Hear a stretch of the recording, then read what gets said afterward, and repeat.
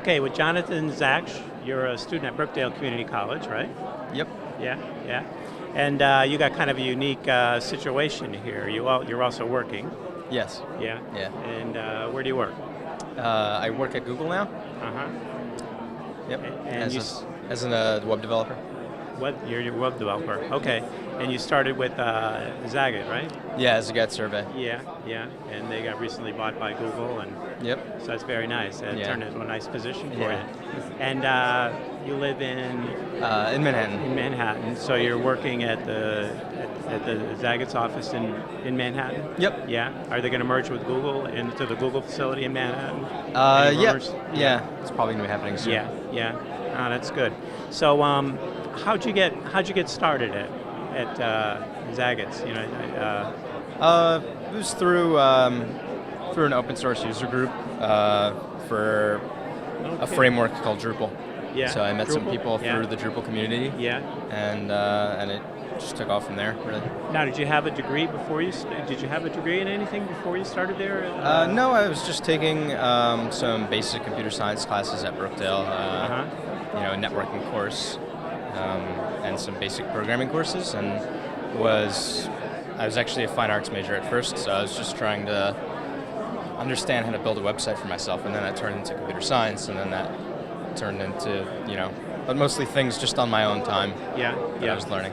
That's great. So you got a great job now, and you haven't even graduated from a community college yet. You must be pretty smart. I like to think so. Thank you.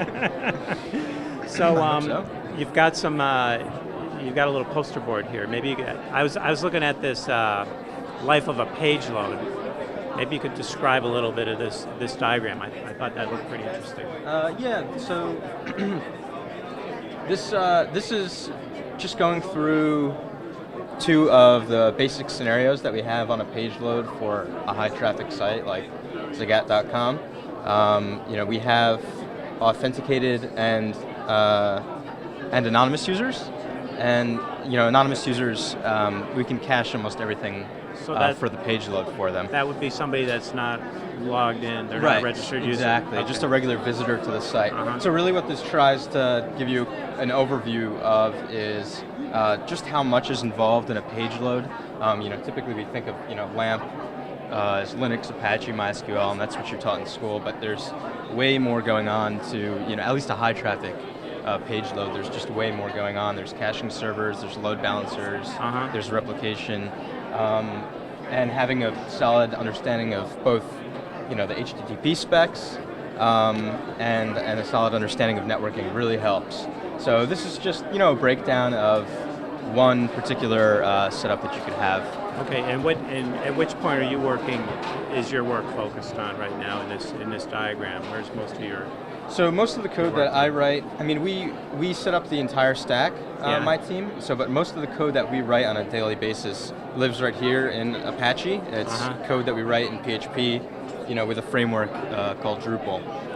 So that PHP code is executed on the Apache HTTP servers, which is the choice we made was Apache, but it could be any HTTP server. And that's what's interesting here is you see that the blue line, which is an anonymous user, never actually makes it down to the HTTP servers because caching is just so heavy on these sites. It wouldn't be worth it to process all of the logic every single time a guest visits. So almost everything is cached here at a particular piece of software called Varnish, and rendered immediately right out back to the user. Okay. And when you are logged in, then we have some unique data just for you, your profile, your name, who you are. Then we have to query the database, and then even some of that is cached. So. Okay. And so where's most the of the code we write is caching? right Where's the caching? Where are these caching servers located?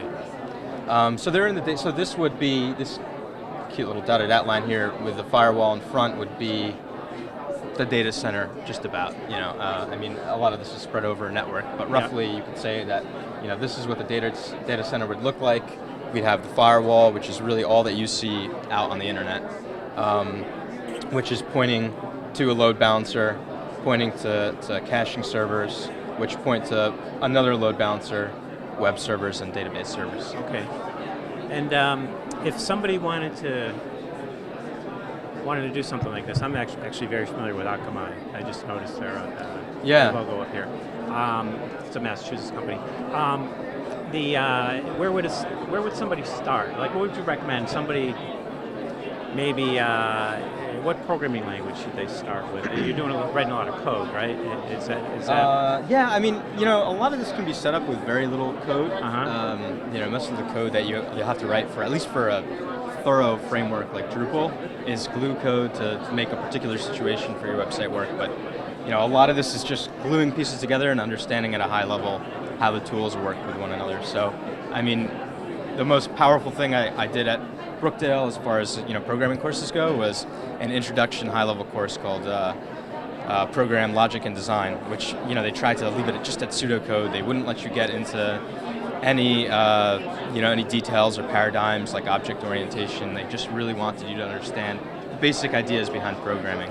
So I'd say take one of those, and then if you're interested enough to get into this on your own time, then it's very quick to pick up the PHP documentation, the Python documentation, whatever language you want, whatever you're interested in.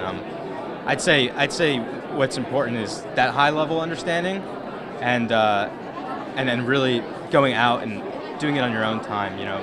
Finding a community that you think is vibrant, has a lot of people that are going to help you, has a lot of smart people, has a lot of documentation online that excites you, and you want to go to the local user group and learn a lot from them. And that's where you got out of the Drupal user group, right? Yeah. I was just another fine arts major that wanted a slideshow for myself and was reading about WordPress and like easy ways to set things up, and that turned into me nerding out about HTML and wanting to know more, and one thing led to another, and I was reading about Drupal's APIs, and from my programming courses I had enough to go from there. I mean, I took some C++ and Java courses as well, but I don't think those are necessary for most people to get into this.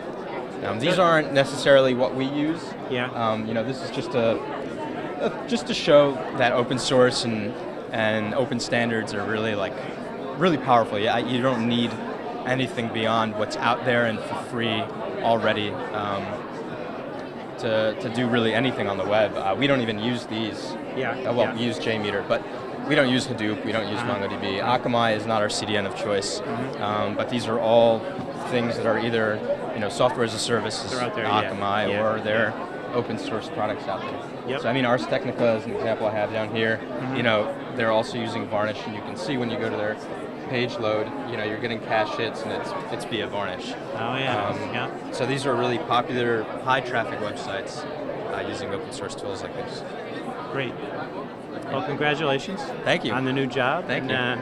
Thank you for coming down here. Thanks. Appreciate it.